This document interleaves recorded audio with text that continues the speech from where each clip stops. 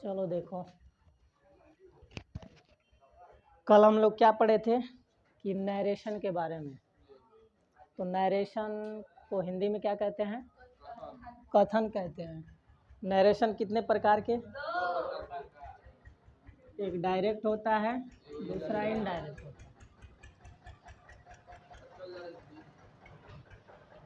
Direct speech, direct narration को direct speech भी कहते हैं।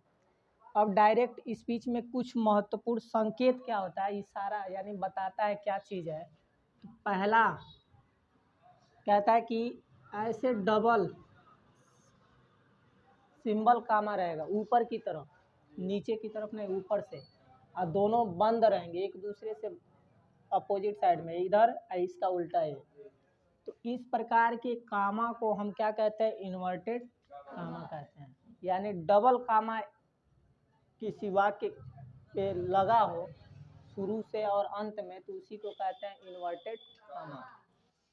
अब कह रहे हैं इन्वर्टेड कामा के पहले प्रयोग की गई वर्ब, वर्ब जिसे कहते हैं क्रिया, वो क्रिया क्या होती है? उसी क्रिया को हम कहते हैं रिपोर्टिंग वर्ब। यानी वो रिपोर्ट देता है। जैसे मान लीजिए कि मीडिया वाले होते हैं तो क्या करते हैं, किसी का समाचार लेना होता है तो पहले जाते हैं, घटना होती है तो उसका रिपोर्टिंग लेकर आते हैं, तो बताते हैं कि हाँ क्या क्या मामला हुआ था। तो वही वो जो वर्ब होता है, क्रिया, जो कहने के, जो वक्ता कहता है वो क्या कहता है, वही उसकी क्रिया होती है। फिर कह रहा है कि इन्वर्टेड कामा के अंदर के वाक्य को क्या कहते हैं? रिपोर्टेड स्पीच कहते हैं। जो शब्द वो बोल दिया है, वो क्या बोल रहा है, वही शब्द को हम कहते हैं रिपोर्टेड स्पीच। और रिपोर्टेड स्पीच की जो पहचान होती है वो क्या होती है? इन्वर्टेड कामा के अंदर होती है। जो शब्द इन्वर्टेड कामा के अंदर रहेगा उसे डायरेक्ट हम कहेंगे कि क्या होगा? Reported speech.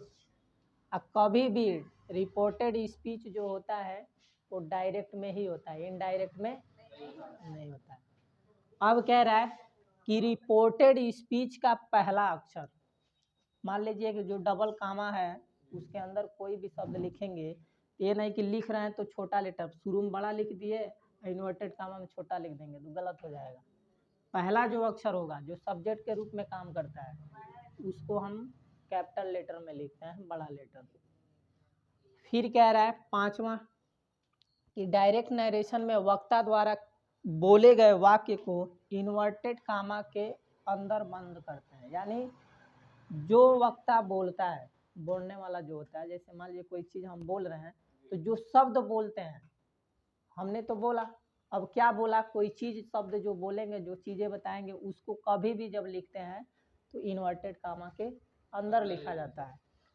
लेकिन उसमें जो रिपोर्टिंग वर्ब होता है और ऑब्जेक्ट जो होता है, वो आपका रिपोर्टिंग वर्ब और ऑब्जेक्ट सिंगल कामा के पहले होता है।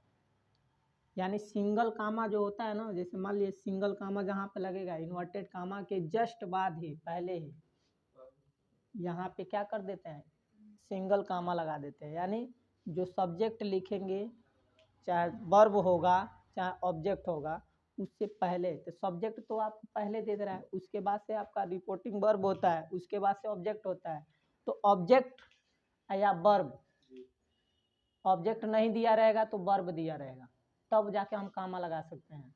अगर ऑब्जेक्ट दिया है तो ऑब्जेक्ट के बाद ही जस्ट सिंगल कामा होता है, उसके अंदर क्या होती है? इन्वर्टेड कामा लगा के अंदर का रिपोर्टेड स्पीच। जैसे एग्जाम्पल में दिया है कि आई से टू देम, कह रहा है कि आई से टू देम, सिंगल कामा लगाया, ये आपका क्या है? रिपोर्टिंग ऑब्जेक्ट हो गया। आई से पहले जो आया उसको क्या कहेंगे? रिपोर्टेड, रिपोर्टिंग वर्ब है। यही अगर ये ऑब्जेक्ट मान ले, फिलहाल में यहाँ पे ऑब्जेक्ट नो, जैसे इसको हमने मिटा दिया, कहा आई से, तो ये आपका क्या हो गया? रिपोर्टिंग वर्ब हो गया। ठीक, तो जस्ट अगर ऑब्जेक्ट नहीं दिया रहेगा तब भी यहाँ पे क्या करेंगे? कामा लगा देंगे। तो ये सिंगल कामा बताता है कि ये डायरेक्ट स्पीच में सिंगल कामा को कब लगता है? या तो रिपोर्टिंग वर्ब के बाद और नहीं तो रिपोर्टिंग ऑब्जेक्ट के बाद। ये नहीं कि अब रिपोर्टिंग वर्ब ना दिया हो और यहाँ पे लगा देंगे तो गलत हो जाएगा। तो ऐसा सेंटेंस संभव ही नहीं होगा अगर ऑब्जेक्ट नहीं दिया हो ना वर्ब। मान लो कि ऑब्जेक्ट हटा दिया, पहले ऑब्जेक्ट था तो वर्ब दिया था, हम कामा लगा सकते हैं। अगर ये भी ना दिया रहे तो नहीं लगाएंगे, तब सेंटेंस गलत हो जाएगा। तो यहाँ पे क्या था, टू देम, तो यहाँ पे इन्वर्टेड कामा हो गया, कामा लग गया। और इसके बाद से जो शब्द कह रहा है कि यू आर इंटेलिजेंट, इसको हम लिखते हैं कब, इन्वर्टेड कामा के अंदर। अंदर, बाहर नहीं। बाहर तो आपका ये रहेगा, सब्जेक्ट रहेगा, रिपोर्टिंग वर्ब रहेगा, ऑब्जेक्ट रहेगा। तो सिंगल कामा के पहले जो भी होते हैं उसी को, इसको हम कहते हैं, जैसे वर्ब हो चाहे ऑब्जेक्ट हो उसको कहेंगे रिपोर्टिंग। अंदर जो होता है उसको कहते हैं रिपोर्टेड। क्या वो सूचना बता रहा है, क्या कह रहा है, वही चीज़ रिपोर्टेड होता है। वो क्या ज्ञात करके आया, जैसे बताया ना कि आप कोई भी जाते हैं, कहीं भी जाते हैं तो कोई शब्द पूछते हैं तो आप कहते हैं ना, लेकिन जो काम करना होता है वो रिपोर्ट किसको देते हैं, इन्वर्टेड कामा के अंदर होता है। तो इन्वर्टेड कामा के अंदर जो भी चीज़ रहेगा वो डायरेक्ट का रिपोर्टेड स्पीच होगा, और सिंगल कामा के पहले जो होगा उसको क्या कहेंगे, रिपोर्टिंग वर्ब कहेंगे। तो ये जो पहचान है, कल हम लोग बोले थे कि डायरेक्ट का परिभाषा क्या बताए थे कि वक्ता द्वारा कही गई बातों को ज्यों का त्यों कहना क्या कहलाता है, डायरेक्ट नरेशन होता है, यानी प्रत्यक्ष कथन कहते हैं।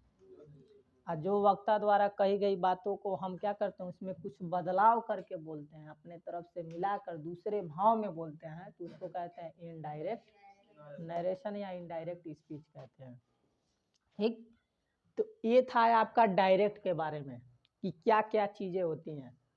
कामा क्या होता है, इन्वर्टेड कामा क्या होता है, रिपोर्टेड स्पीच क्या होता है, रिपोर्टिंग वर्ब क्या होता है, ये समझ में आया। कल नहीं समझ में आया था कि क्या क्या चीज़ें हैं, केवल हम लोग सिंपल बताए थे कि कौन क्या चीज़ है, कि प्रत्यक्ष कथन अप्रत्यक्ष कथन के बारे में पढ़े थे, उसका एग्जाम्पल बस बताए थे कैसे लिखा जाता है। लेकिन वो चीज़ें ये नहीं मालूम था कि कौन सब्जेक्ट होता है, कौन वर्ब होता है, कौन ऑब्जेक्ट होता है, कौन रिपोर्टेड स्पीच होता है। तो ये आज समझ गए कि रिपोर्टेड स्पीच क्या है, रिपोर्टिंग वर्ब क्या है और रिपोर्टिंग ऑब्जेक्ट क्या है। अब इसके बाद से हम लोग समझेंगे किसके बारे में, इनडायरेक्ट, यानी डायरेक्ट से अब इनडायरेक्ट कैसे बनेगा।